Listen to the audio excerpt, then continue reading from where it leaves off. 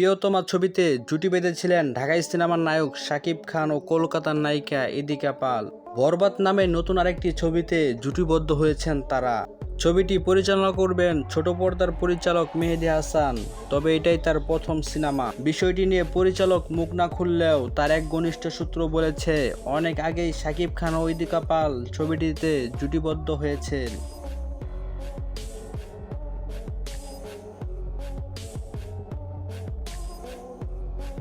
আগামী 25শে সেপ্টেম্বর থেকে ভারতের মুম্বাইয়ে ছবিটির শুটিং শুরু হওয়ার কথা। নাম প্রকাশ না করার শর্তে এক ঘনিষ্ঠ সূত্র বলেছেন, বছর খানেক আগে পরিচালক মেহেদী হাসান হৃদয় শাকিব খানকে এই ছবির গল্পটি শোনান। গল্প পছন্দ হয়ে যায় শাকিবের। পরে হৃদয়ের ছবিটি তৈরির যাবতীয় পরিকল্পনা পছন্দ হলে শাকিব খান রাজি হন।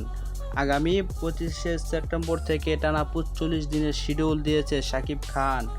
মুম্বাই ও বাংলাদেশ মিলে শুটিং শুরু হবে।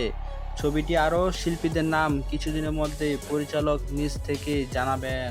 তিনি আরও বলেন, শাকিব খানের জন্য ছবিটি গল্প একেবারে নতুন অ্যাকশন ঘরানার ছবি। এটি অনেক বড় ক্যানভাসে তৈরি হবে। বন্ধুরা, শাকিব খানের এই সিনেমা নিয়ে আপনি কি ভাবছেন অবশ্যই কমেন্ট বক্সে জানিয়ে যাবেন। আমাদের চ্যানেলে নতুন হলে চ্যানেলটিকে সাবস্ক্রাইব করে বেল আইকনটি বাজিয়ে দিবেন। পরবর্তী সকল আপডেট নিউজ পেতে আমাদের সাথেই থাকুন। ধন্যবাদ।